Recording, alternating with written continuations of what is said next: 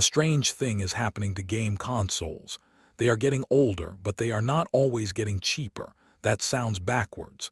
Usually, technology falls in price over time. Factories become more efficient. Components become easier to produce. Competition pushes prices down.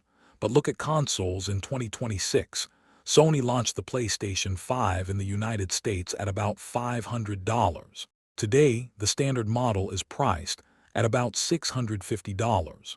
Microsoft has raised Xbox console prices again, and Nintendo has announced that the Switch 2 will rise from about $450 to about $500 in the United States.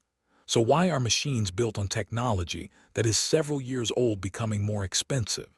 The first reason is that consoles have never worked like ordinary electronics.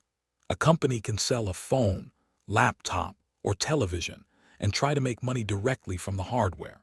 Consoles are different. The real business is the ecosystem around the box. The manufacturer wants you buying games, paying for online services, subscribing to game libraries, purchasing downloadable content, and staying inside that platform for years.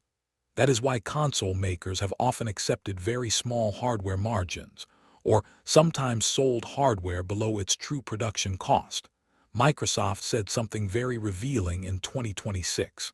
It explained that consoles are typically not sold at a profit, unlike many other consumer electronics products.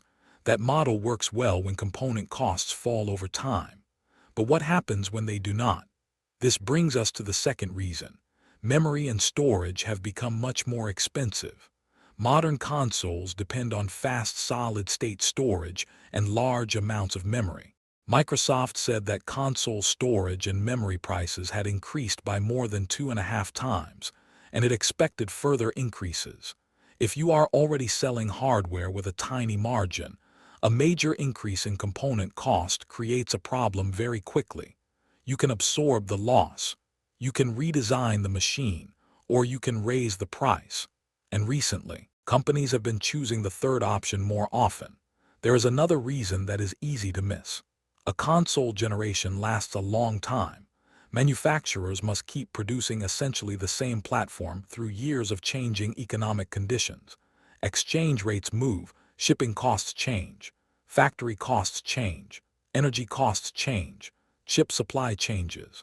The console sitting on a store shelf may look almost identical to the one you bought years earlier, but the cost of getting that machine onto the shelf can be very different. In older console generations, manufacturing improvements often helped offset those pressures. Chips could become smaller and cheaper. Internal redesigns reduced the number of components. Eventually, manufacturers could release slimmer machines and cut prices. Today, that process is not guaranteed to happen fast enough to cancel every increase elsewhere.